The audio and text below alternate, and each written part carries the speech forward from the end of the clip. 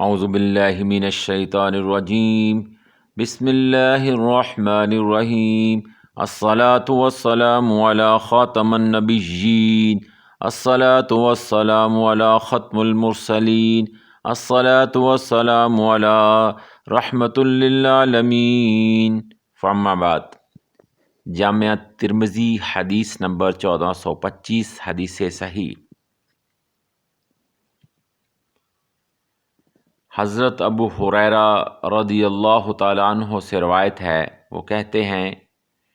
کہ رسول اللہ صلی اللہ علیہ وآلہ وسلم نے فرمایا، جس نے کسی مومن سے دنیا کی تکلیفوں میں سے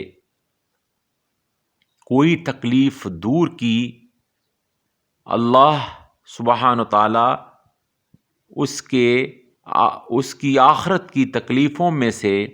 کوئی تکلیف دور فرما دے گا، کر دے گا۔ اور جس نے کسی مسلمان کی پردہ پوشی کی تو اللہ دنیا و آخرت میں اس کی پردہ پوشی فرمائے گا۔ اللہ بندے کی مدد میں لگا رہتا ہے جب تک بندہ اپنے بھائی کی مدد میں لگا رہتا ہے۔ سبحان اللہ و بحمدہ، سبحان اللہ العظیم۔ اس حدیث مبارکہ میں نہایت ہی اعلیٰ معاشرتی اور اخلاقی خوبی کا ذکر کیا گیا ہے کہ جو انسان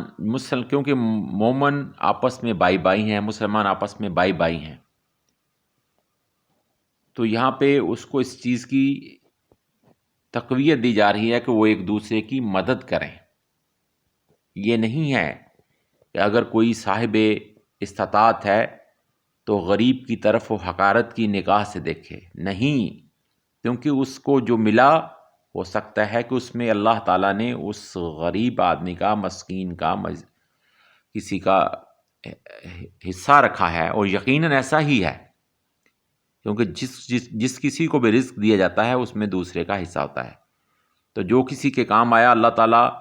اس کے اوپر اپنی رحمتیں کرتا ہے، جو کسی کی تکلیف کو دور کرتا ہے تو اللہ تعالیٰ روز محشر اس کی تکلیف کو دور کرے گا، جس دن کوئی کسی کا کام نہیں آئے گا۔